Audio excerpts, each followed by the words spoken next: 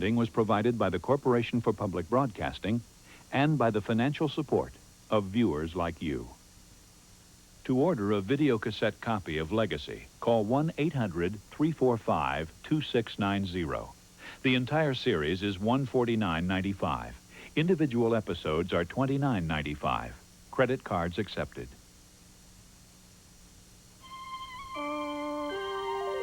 This is PBS. How'd you get arrested? Did the police just come and get you? They snatch you off the street or out of your bed and they lock you up. The only unforgivable sin is recklessness. Tonight at 9, here on Channel 24. You're watching Channel 24, making a difference in the Central Florida community.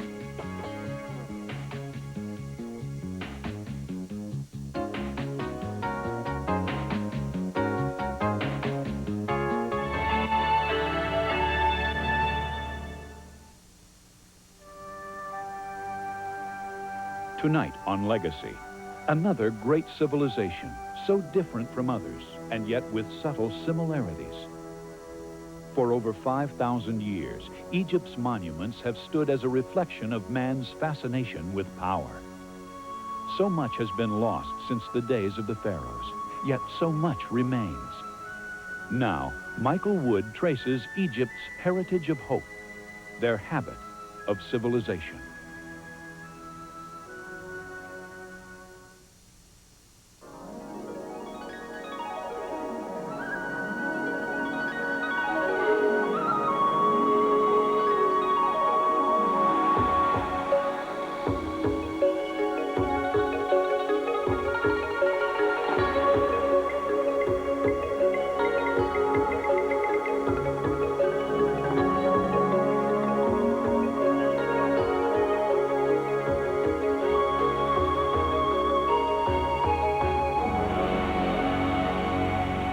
Legacy is made possible by MFS.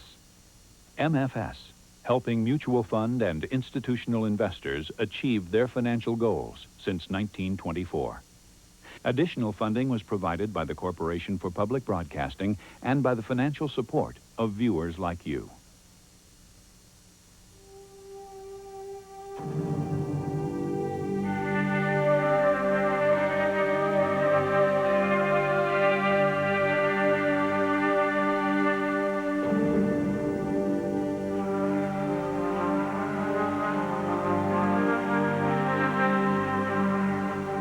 Egypt was one of the earliest of the great civilizations which arose independently on Earth 5,000 years ago.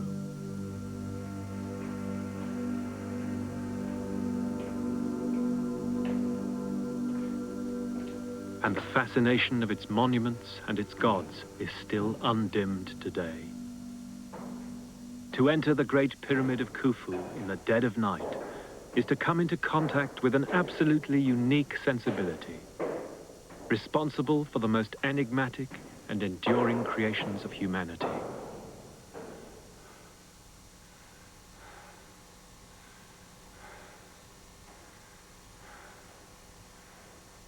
But at the heart of our modern response to the Egyptians is something deeper still, a basic need in the human soul to create a sense of solidarity with the universe, to overcome time and death itself. In our world, such ideas no longer figure as goals of civilization, but they're the key to understanding the culture of ancient Egypt. Over the last 20 years, we in the Western world have become painfully aware of how our well-being is inextricably bound up with that of nature. And that understanding has given us a fresh insight into the psychology of Egyptian civilization, their attitude to religious cult, to rulership, to the afterlife, and to the idea of the unchanging stability of the cosmos. And what more dramatic illustration can there be in the whole world than the Great Pyramid, and this room in particular, of the human yearning for immutability, for the human concern for life after death. And the fact that this place has the power to move us so much after so many millennia, whatever culture we come from, is a testimony surely not only to its grandeur of conception and execution, marvelous as that is, but also to the fact that we still share the impulse which lies behind it. And in that sense, we of the late 20th century, for all our modernity, are still Bronze Age people.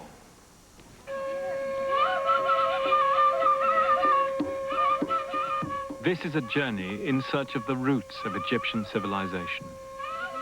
Its transformation by the Greek and Muslim cultures which overlaid it, and its continuing life in the ordinary people of today's Egypt. It is a search for what a great medieval Islamic historian called Egypt's habit of civilization.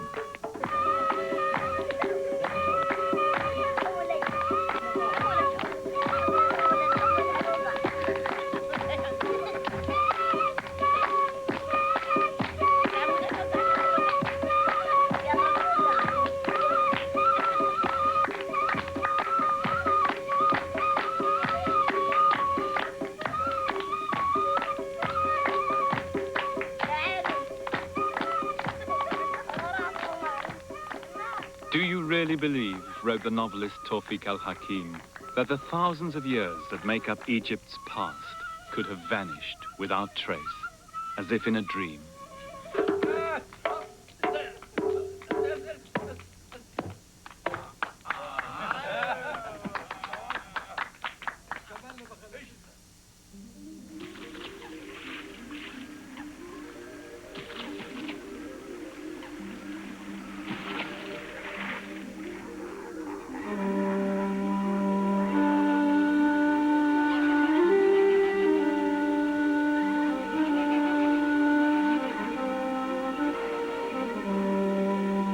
The Nile, said the great Arab traveler Ibn Battuta, surpasses all the rivers of the world in sweetness of taste, in length of course, and utility.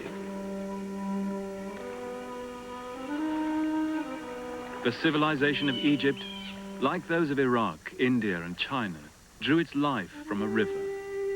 But this was a country like no other. Running for 600 miles between dunes and cliffs, a narrow ribbon of blue water and green fields, on average only 6 miles wide. This geography shaped the civilization. Where the spirit of Iraq was pessimistic, here when the Nile flooded each year, as the ancients said, the fields laugh, men's faces light up, and God rejoices in his heart.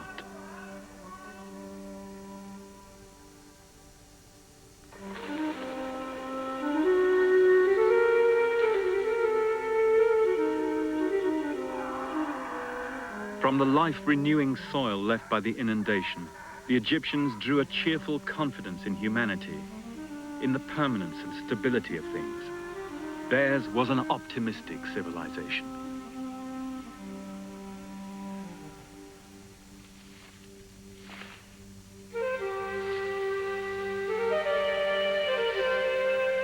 Their civilization grew out of a long prehistory of culture in the Nile Valley. The coming together of many small egalitarian farming communities. Communities sustained as today by hard-working peasantry, tilling the soil, creating an elaborate filigree of ditches and dikes to capture the annual flood. The Aswan High Dam, built in 1970, may have changed this age-old rhythm, but today's Egypt still depends on the tillers, the fellahin, and what the ancients called the Black Earth.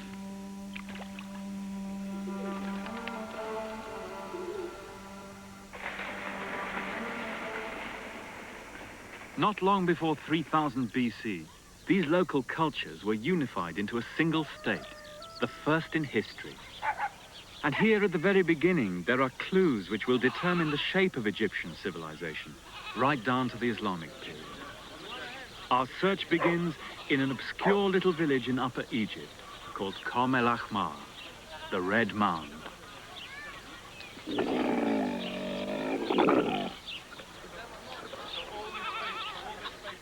This was the center of a prehistoric tribal kingdom, shrine of a local divinity called Horus, the hawk, hence its Greek name, Hierakonpolis. Hawk Town. This is the old kingdom town. In 1897, two British archaeologists, Quibell and Green, came here looking for the origins of Egypt. About 20 years ago, the Americans came back to the same place. In a field beyond the village, they made a stunning discovery, a heap of ceremonial pallets and mace heads from the ritual stores of Egypt's first kings. Kings called cobra, catfish, scorpion, hawk. So the old kingdom temple is this whole area here, the Temple of Horus. Yeah. Is that right? Didn't Didn't Egypt begin here? The first kings. I أول think. ملك هنا Very old area. Did any of their fathers work on those excavations? أباتكم كانوا شغالين معهم. Yes. أيوه. Among the finds was perhaps the most significant object ever dug up in Egypt. A slab of black slate 2 feet long, cut with scenes commemorating the deeds of a king called Narmer, whom legend said was the unifier of Egypt. Here is the very moment of Narmer's triumph. Wearing the crown of Upper Egypt, he dashes out the brains of the captive king of the Delta. Headless enemies lie in rows before the standards of Horus the Hawk. And already a superhuman aura surrounds the king himself, an aura of divinity. 90 years on, it's very difficult to see any trace of those momentous discoveries here in the area where the pallets and the mace heads were found. But a year later, Green made an equally intriguing find in the same area. He came across the remains of a large circular mound of clean white sand, about 50 yards across and 8 feet high, enclosed by a sloping sandstone revetment. There was evidence of a walkway leading to some central feature. Green thought the dating was prehistoric, before the first kings of dynastic Egypt, and he interpreted the mound as being a symbolic representation of the mound of creation itself, the first island which had risen out of the seas of chaos at the beginning of time, and on which the first life had landed, the hawk.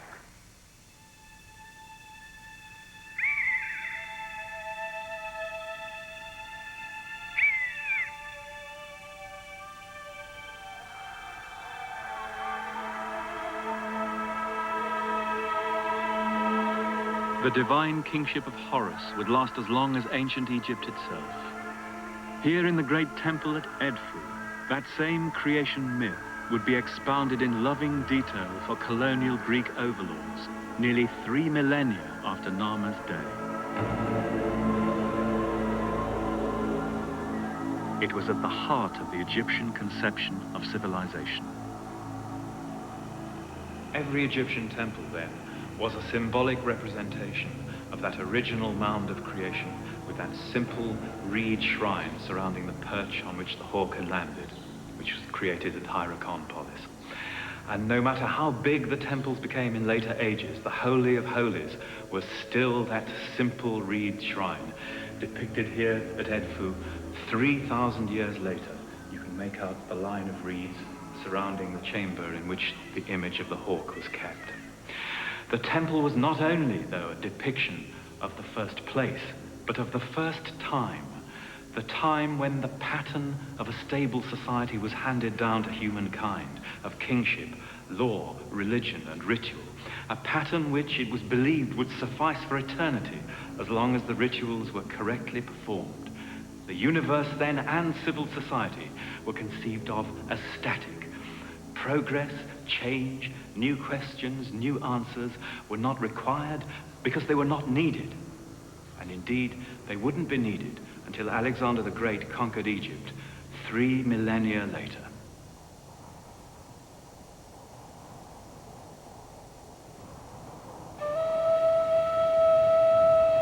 For the Egyptians, then, divine kingship was the guarantee of a stable cosmos.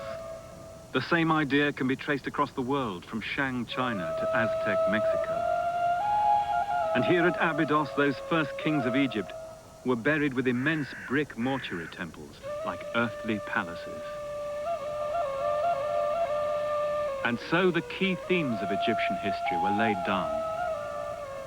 Centralized power, royal rituals, and the cult of the dead intertwined to form the ideology of the world's first state. Themes still potent, even in our own day.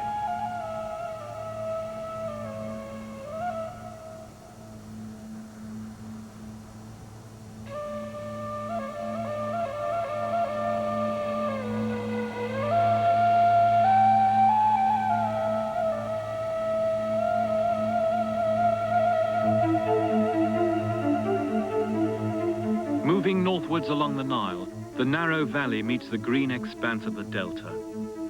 At this strategic point, close by today's capital, Cairo, the Horus kings built their royal city, Memphis. On the sandstone escarpment above the floodplain is the great funeral complex of the Third Dynasty kings. Here at Saqqara, the mud brick architecture of Abydos was turned into stone.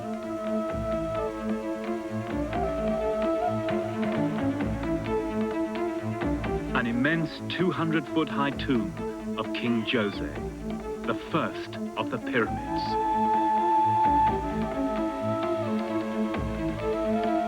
In a handful of generations around 2500 BC, a series of gifted kings, Huni, Senefru, Khufu, Khafre, building bigger and bigger as each seems to try to outdo his predecessor, created the greatest series of funeral monuments the world has ever seen.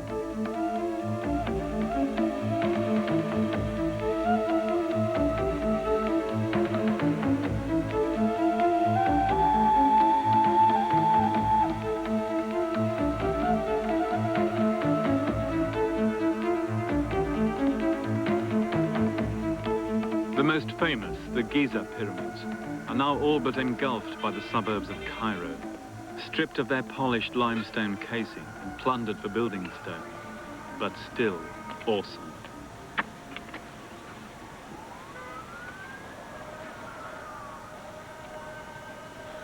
There are many myths surrounding the building of the pyramids. The Hollywood epic version had slave gangs whipped along by tyrannical masters. But Egypt was not a slave society. The mass of the workforce was not enslaved. In a long reign, it was perfectly possible for a government to mobilize huge-scale state employment to build such monuments, using the workforce in the wet season, when the Nile flood left idle hands. From the graffiti in the quarries, we can get some idea of the character of the gangs who built these pyramids. The tough gang, the boys who stay forever, Khufu's boys. But exactly how it was done, there's very little evidence for. They must have worked from an enormous ramp running from the river, with feeder supports of wood and earth, perhaps, to bring the stones round. The Greek traveler Herodotus, who came here in the 450s BC, said that he was told by tour guides that it took 20 years with the gangs of 100,000 men to do it.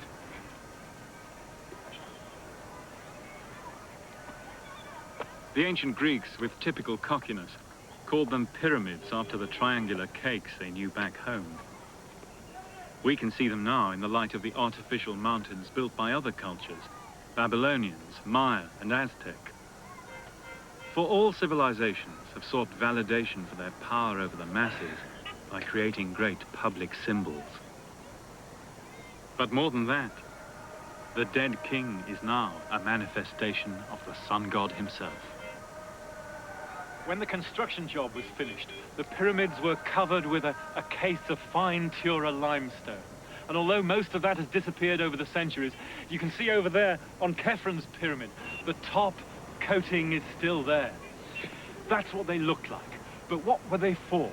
They were tombs, but what did the shape mean? Well, the pyramid clearly was what it seems to be, a staircase on which the king's spirit could ascend to heaven and then go back to his tomb. And what we're looking at over here is an image of the rays of the sun god coming down to earth. A typical piece of the Egyptian imagination in which an immaterial concept is represented in such a material form. And on winter's days here in Giza, you can actually sit here and watch the sun breaking through the clouds and falling down at the same angle as the pyramids. A stairway to heaven, then, the rays of the sun on which the king, nimble and wise, could ascend to the indestructible stars.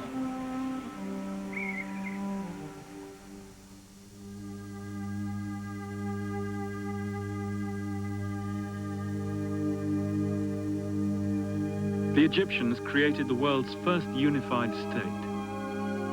In modern terms, it was a provider state, providing a basic standard of living to all its people through control of irrigation, in return for enormous surpluses to be spent on tombs, temples, and palaces. Through these great buildings, it expressed its ideologies of power, its belief in the indivisibility of divine and earthly rule, in the need for a stable cosmos.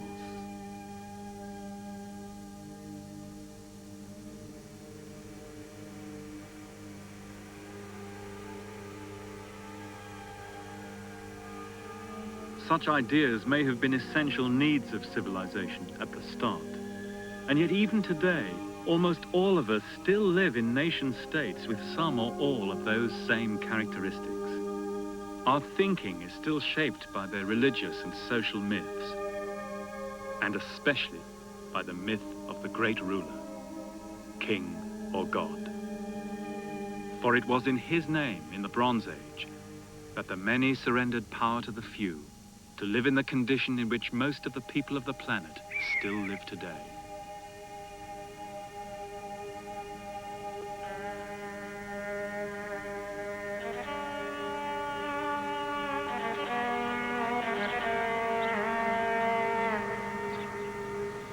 Worship of the great ruler was perhaps a necessary stage in the development of civilization. But even now, in the TV age, kings and presidents and popes use the vast array of visual aids invented here and which we see all around us to boost their authority. And do we not still engage in ruler worship ourselves whenever we cheer a presidential motorcade as it sweeps by, or celebrate the jubilee of the Queen of England as she passes escorted by beefeaters in 16th century costume, or watch musketeers give an antiquated salute on the White House lawn? Perhaps then we are only just emerging from the spell of the Bronze Age revolution which created civilization and shaped our ways of thinking. In the long term in history, we are perhaps still too close to them to see ourselves as we really are.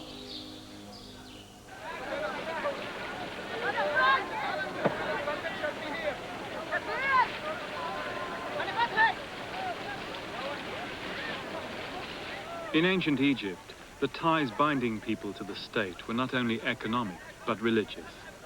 And the great event in its religious life was the pilgrimage to Abydos. Each year, thousands of people set out for the little town in Middle Egypt to celebrate the resurrection of Osiris, king of the dead.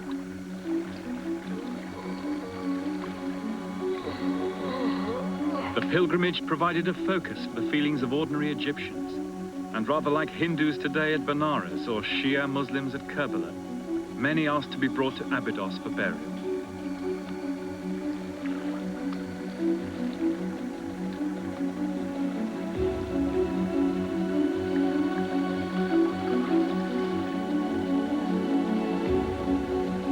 And at Abydos, we find another of Egypt's great legacies to the world.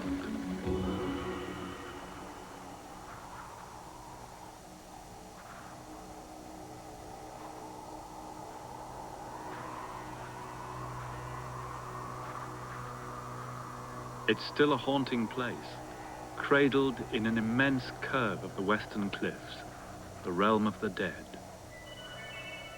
A holy place since prehistory.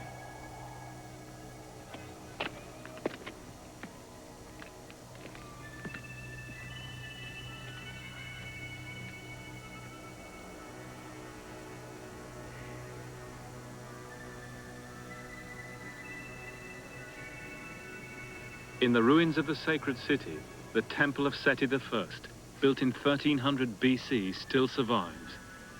It's one of the peaks of ancient art.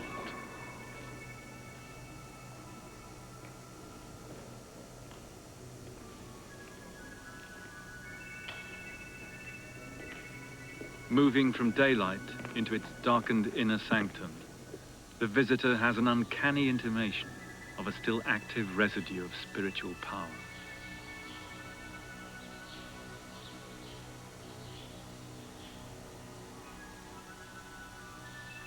Long before the Christians and Muslims, even ordinary Egyptians came to believe in an eternal soul, in a last judgment, and in resurrection after death.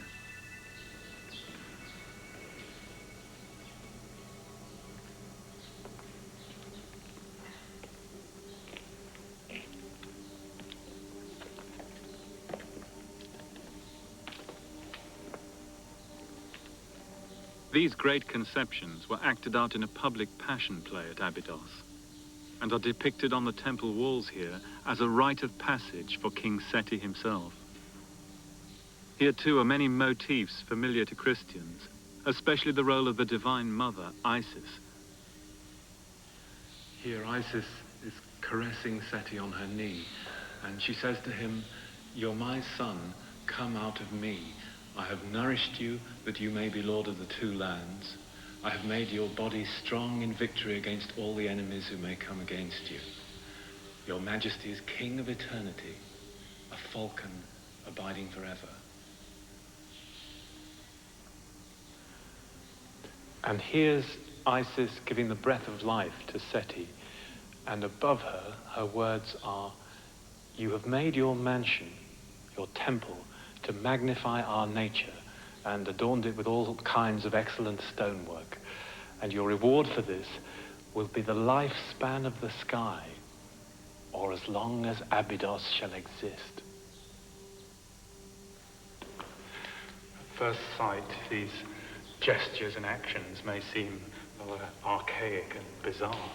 But if you just step back a little and think, for example, what a Muslim or a Buddhist or even a Protestant would make of seeing for the first time a solemn Roman Catholic Mass, then a lot of those tender gestures, which are so familiar to Christians, would lose their meaning. In all religions in the world, simple and often strange gestures can carry profound truths. And it was just the same in Egyptian religion, which certainly did not lack ethical content. But the key to understanding the function of this great building lies in these little chapels just at the end of this room. In this inner shrine is the climax to the whole ritual. It's concerned with the installation of King Seti, not only as Osiris's heir as a living king, but with his union with Osiris after death. And here, Isis and Horus perform rituals for him, and Seti is now dead and deified. Here he's represented as a mummy in a white wrap. And over there on the far wall, blackened by smoke and age, Seti, restored to the colors of living flesh and blood, comes into the presence of Osiris, where he will become one, resurrected himself, with the resurrected King of the Dead.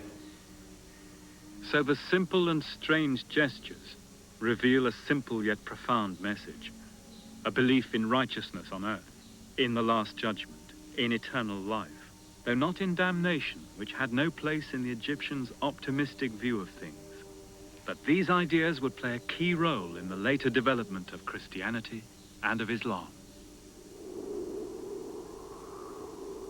Out in the desert at Abydos, millions of broken pots still lie where the ancient pilgrims left them as offerings to their god. For them, the wind roaring down the great gorge in the western cliffs was the sound of the spirits of the dead, whose annual pilgrimage to Osiris, they believed, would continue as long as Abydos exists.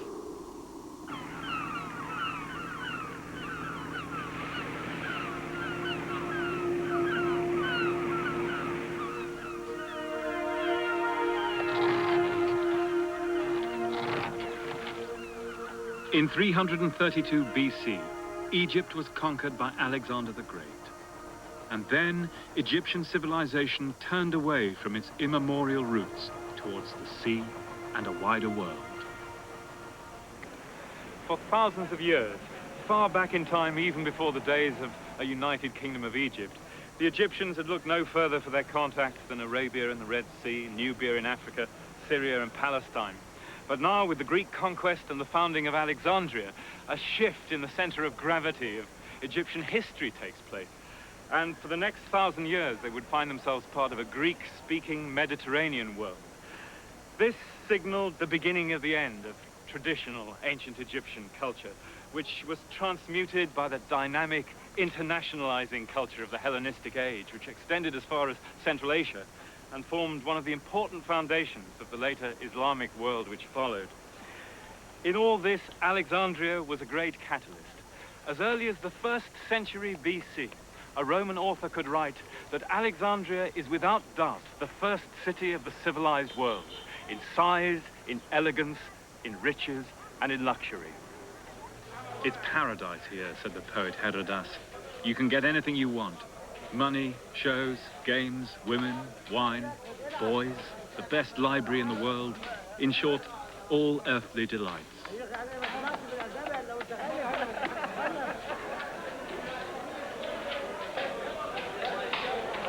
Like 20s New York, Hellenistic Alexandria was a land of opportunities whose streets were paved with gold. It drew immigrants of all kinds. Bankers, clerks, engineers, poets, even religious dropouts. These extraordinary mummy portraits allow us literally to look into the eyes of such people. Even we feel to sense their hopes and fears. Vain and violent, rich and prosperous, it was said, they've only one god here, Mammon.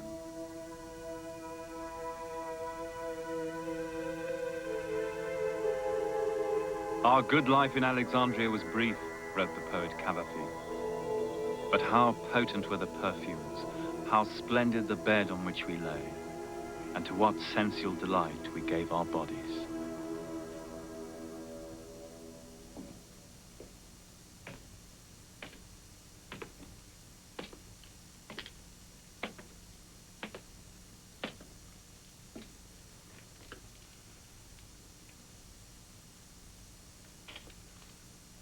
Down here in the catacombs of Alexandria, you can still enter that weird and wonderful world where Egyptian and Greek and Jewish and Oriental religion and magic met and intermingled.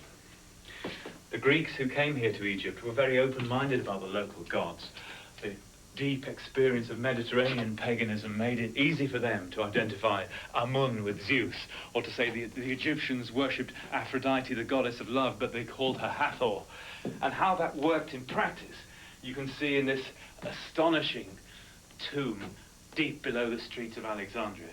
At first sight, it looks like a typically Egyptian tomb with papyrus columns and the winged disk of the sun behind and the row of cobras' heads. But when you look closer, you notice human figures in ancient Egyptian poses, but with Greco-Roman faces. On each side of the door, guardian serpents, but carrying the snake-entwined staff of Hermes, the Greek guide of souls, and above them, Medusa's heads. And when you go inside the tomb itself, you can see that the sarcophagi are decorated with traditional Greek motifs, bunches of grapes, wreaths, cattle skulls, and masks. But above them are the ancient gods of Egypt. There's Isis protecting the sacred bull with her wings, and over here, Thoth, the god of wisdom, the falcon-headed Horus, tending to the mummy of the dead. And here even the jackal-headed Anubis, the guardian of the dead, wearing Greco-Roman military gear. This, then, is the strange synthesis that emerged in Greek Egypt.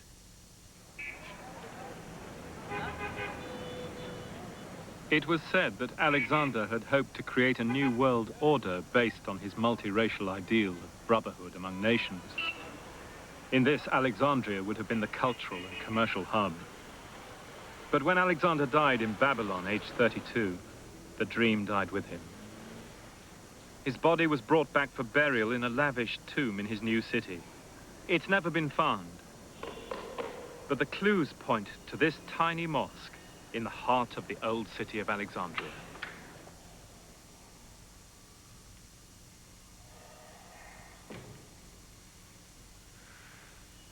An Arab traveller who came here in the 9th century AD described this place as the Mosque of the Two-Horned Prophet, a strange echo of the ram's horn helmet with which the Egyptian priests of Amun had crowned Alexander the Great. And through the Middle Ages, it was revered not only as the tomb of the prophet Daniel, which is still down there, but also as the tomb of the king and prophet Iskander, Alexander the Great himself.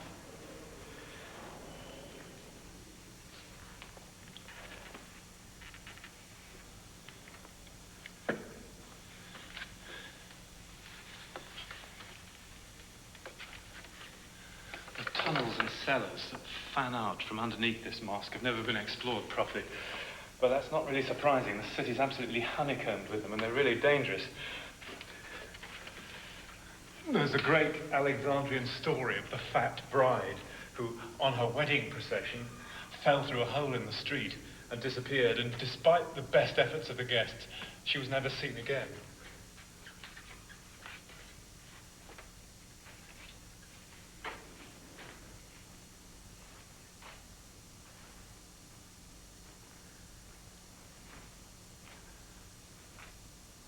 In 1850, a servant at the Russian consulate came down here and got lost in the corridors. When he came out, he said that he'd seen in a gap in the stonework a chamber with a glass coffin and a human body with a gold diadem round its head and fragments of papyrus everywhere. That description closely matches the last classical witnesses of the tomb of Alexander the Great. But suspiciously so. He was probably lying. Nevertheless, it's an intriguing thought that the solution to the greatest mystery in the history of Alexandria could lie somewhere behind one of these blocked-up corridors.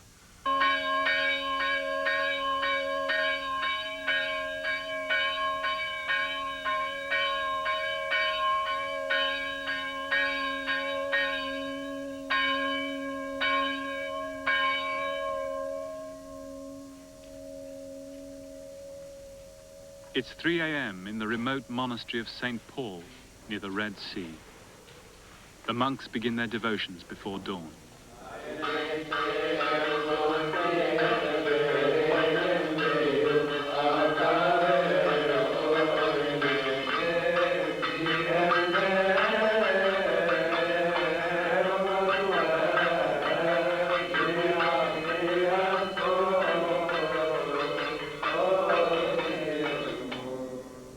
These are Christian Copts.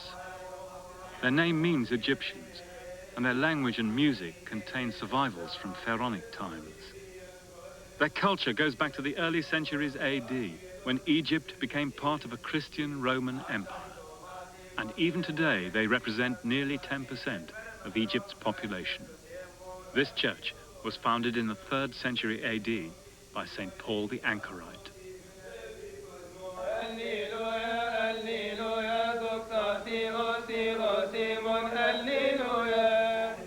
And with the Christians, we come to the second great foreign transformation of the native culture of the Nile Valley. In late Roman Egypt, an upheaval began as momentous as any political revolution, a change in the psyche of Near Eastern culture, which has helped shape the Western mind ever since. A vision of life which believed in withdrawal from the world, monasticism.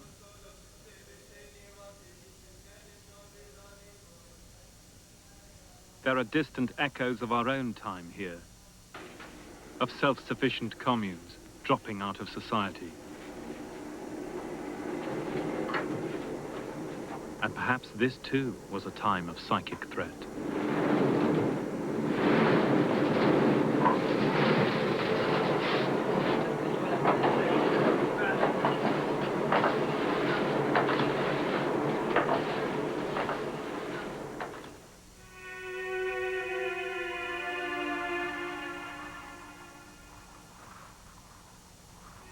At this time, the blue water and emerald fields of the Nile Valley were exchanged for the inhospitable desert. There are strange parallels with our own time, in the widespread feeling that civilization itself had failed.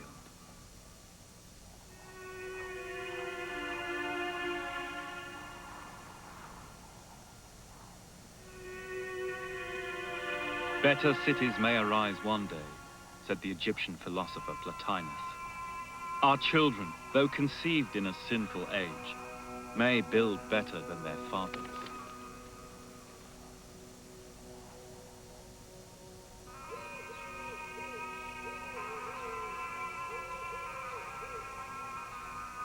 And so the old fabric of pagan culture, the stable cosmos which had sustained Egyptians for so long, was eroded by Christianity, with its appeal not to a great earthly ruler, but to a distant high God.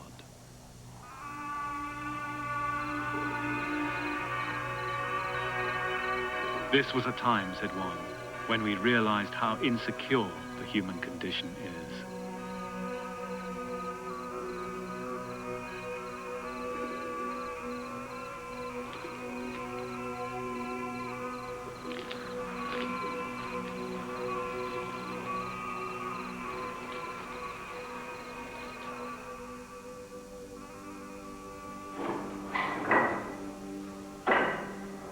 These fateful changes were mirrored in the way people saw the world.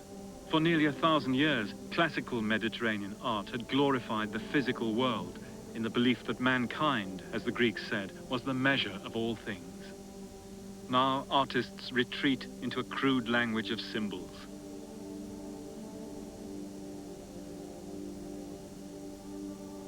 To us, in the age of Freud and Jung, it looks like a failure of nerve, a loss of faith in the material world, perhaps even deeper psychic trauma.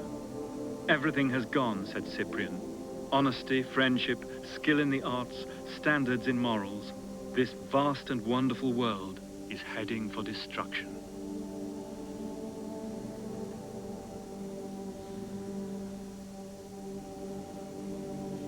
And so, with St. Paul of Egypt, the stage was set for fundamentalists of all persuasions to fight over the legacy of the ancients.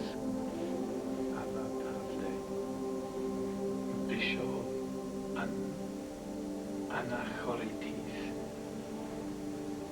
chief of the Anchorites, born in the city of Alexandria, AD 228, died AD 343.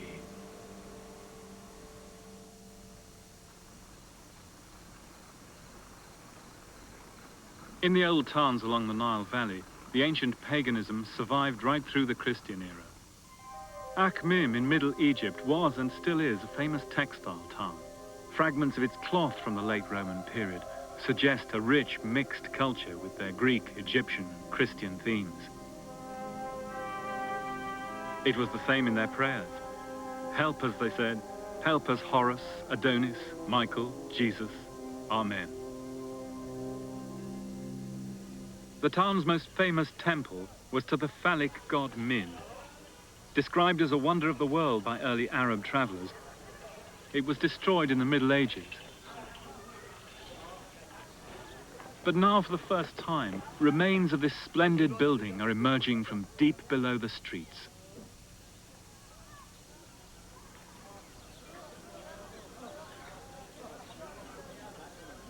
Still with a hint of a smile, a part of the pagan past is emerging again to the light of day. After the Roman Emperor Theodosius banned pagan rituals in 395 AD, the writing was on the wall for temples like this, even in a town which for centuries had prided itself on its broad church. When the Greek traveler Herodotus came here to Akhmim in the 5th century BC, he reported that the inhabitants favored Greek customs more than any other place in Egypt. And this was still true right up to the end of the Roman Empire and even the Islamic conquest. In fact, Upper Egypt was full of Greek literary figures like Olympiodorus of Thebes, who traveled as far as Ethiopia and the Black Sea with a faithful parrot who spoke Attic Greek and could pronounce his master's name. And here in Akhmim was a whole circle of pagan poets who traveled widely in the Eastern Empire. And in that atmosphere, it's not surprising that the Temple of Min here survived long after the Emperor Theodosius' edict against the pagans. In fact, there are cases in the neighborhood of town councillors who went back to paganism, having been converted to Christianity. And that's the background to the situation that arose in the early 400s AD, when the militant Christian abbot Shenouda, in the White Monastery over the river, launched night raids with fanatical monks to beat up neighboring pagan landowners here. And the crunch came when they attacked the Temple of Min itself, stole the statue of Min and the sacred books. But the standing of the pagan priests in the community was still great enough for them to take Shenouda to court and sue him for his vandalism. But that was pretty much the last throw of the old religion. The ancient Egyptian symbol of life, the cross, would continue, but in other hands. All over Egypt, the temples were vandalized before conversion into churches. At Abydos, Christian fanatics chiseled away with careful malice at those intimate gestures which had connected ancient men and women with their old gods. An awesome revolution of the mind was now taking place. A movement from the worship of many gods to that of a single god. And out of this crisis emerged Islam.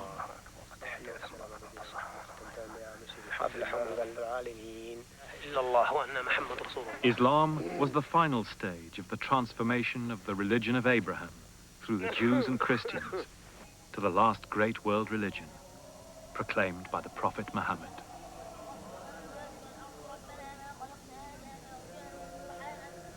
In 641 AD, after 1,000 years of Greek and Roman rule, Egypt fell to Muslim Arabs bearing the new faith of the Prophet Muhammad.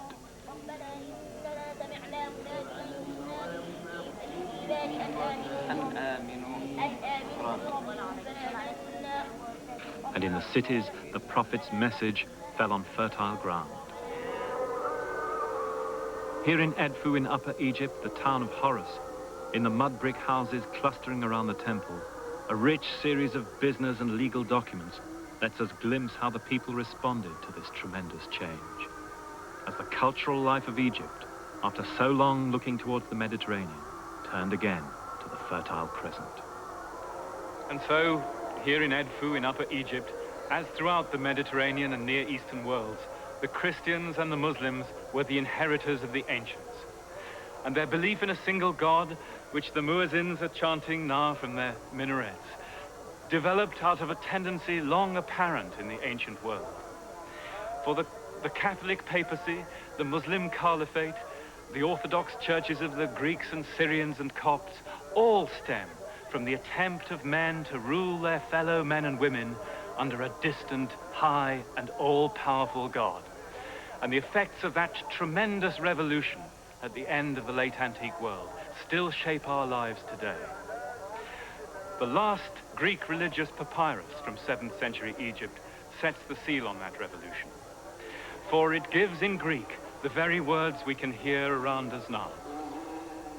In the name of God, the merciful and the compassionate, there is one God and one God alone. And it goes on in Greek, Mahmed, apostolos Theou. Muhammad is the apostle of God.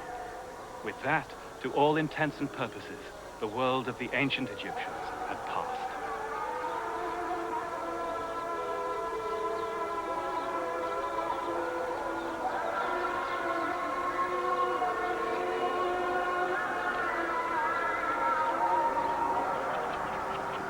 The change to Islam would take many centuries. And out in the countryside, especially in Upper Egypt, the deeper layers of the past are still visible today. It's the eve of the full moon in mid-March, heralding the onset of the heat of summer. And at this time, tens of thousands of people come in from the countryside to descend on the little town of Luxor for a great annual festival.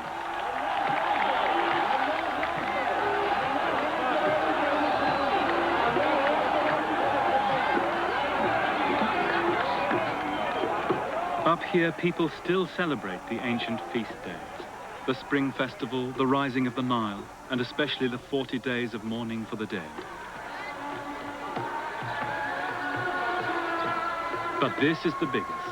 It's a Muslim festival for an Islamic saint, but it takes place at a mosque inside one of the great pagan temples of ancient Egypt.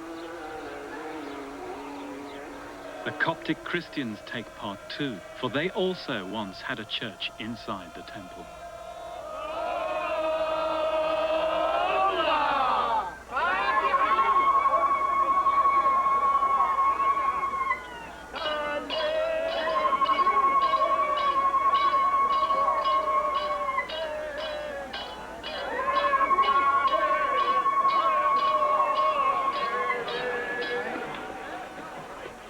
The saint himself, Abu Haggag, died in the 11th century, at the point when Islam was becoming the majority religion here. His tomb inside the mosque has been a place of pilgrimage ever since. As everywhere, orthodoxy may demand one thing, but what the people do is another matter. And in the worship of sheikhs and saints, the ordinary people, the fellahin, fill the void between their daily hopes and fears and that distant high God. The night is passed in passionate celebration with the traditional music and songs of Upper Egypt.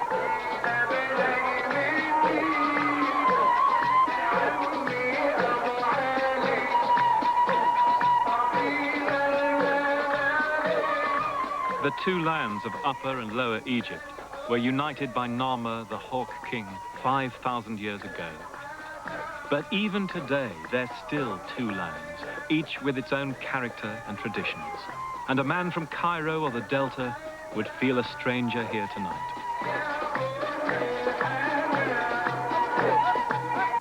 Indeed, this is perhaps as near as we can ever get today to the ancient celebrations for the renewal of life each year with the resurrection of Osiris.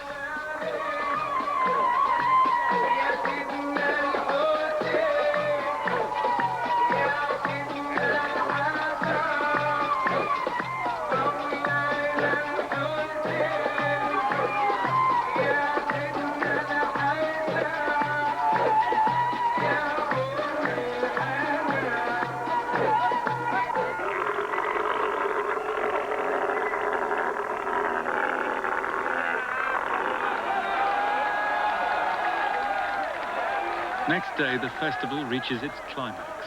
The living descendants of the saint lead a huge procession around the ancient temple and its mosque, bearing representations of the coffins of Haggag and his sons. Bringing up the procession are Luxor's guild of ferrymen bearing boats.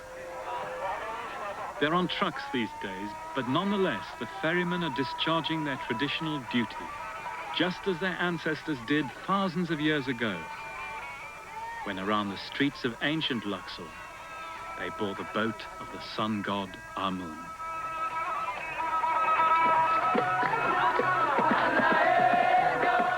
The day ends not in solemnity, but in carnival and license.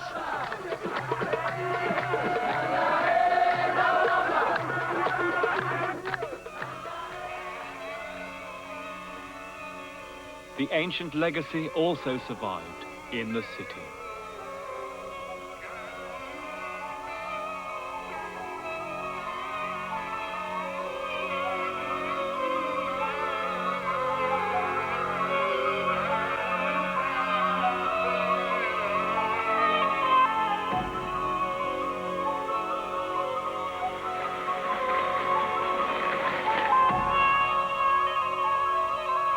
Cairo, the mother of cities, as Ibn Battuta said. Its numberless buildings peerless in their beauty and splendor.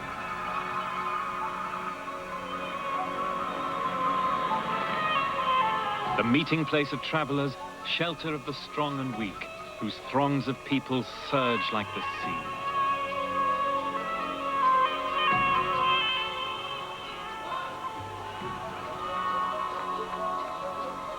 Founded in sight of the ancient capital Memphis and the pyramids of Giza and Saqqara, Cairo has long been the cultural capital of Arab Islam.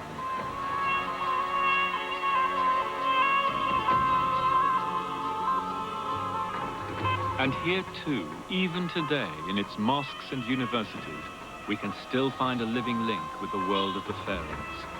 A civilization conservative in character, like its ancient predecessor. Here in the Al-Azhar, the leading teaching mosque of Islam, older than Oxford or the Sorbonne, learning is still the study of the sacred texts, binding the land together as it did in ancient Egypt. In city and countryside, then, the modern Egyptians still do some of the things their ancestors did, for all the apparently cataclysmic breaks in their history. Now, here in Cairo in the late 14th century, those questions were examined by the greatest of all Islamic historians, Ibn Khaldun.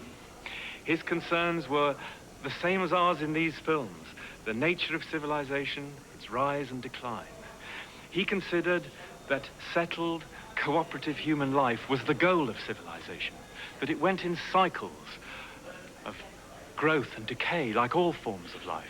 He thought, incidentally, that overconsumption in society was an inevitable cause of decline, but that under certain favorable conditions of geography and climate and the character and customs of the people, culture could acquire a rootedness that he called the habit of civilization. And in all history, Egypt was perhaps the best example of that habit. The pharaohs, he points out, had political power for 3,000 years. They were followed by the Greeks and the Romans, and then the legacy taken on by Islam. So the habit of civilization was continuous here. Nowhere else in the world was it more firmly rooted. And that perhaps explains Egypt's continuing cultural leadership in the Islamic world today. At the beginning lay the early Egyptian state. First comprehensive attempt in human history to satisfy the needs of men and women to live together in an ordered state with a degree of happiness and material well-being. And so far, it's been one of the most successful.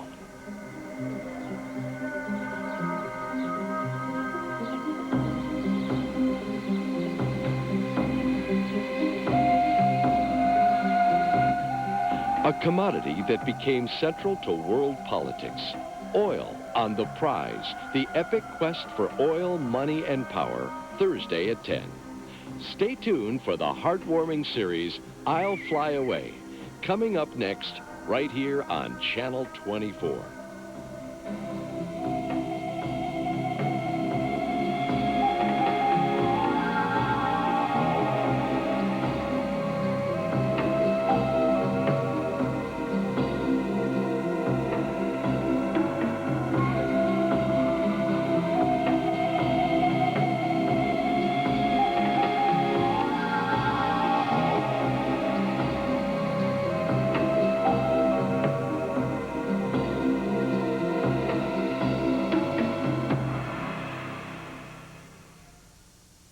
Legacy is made possible by MFS.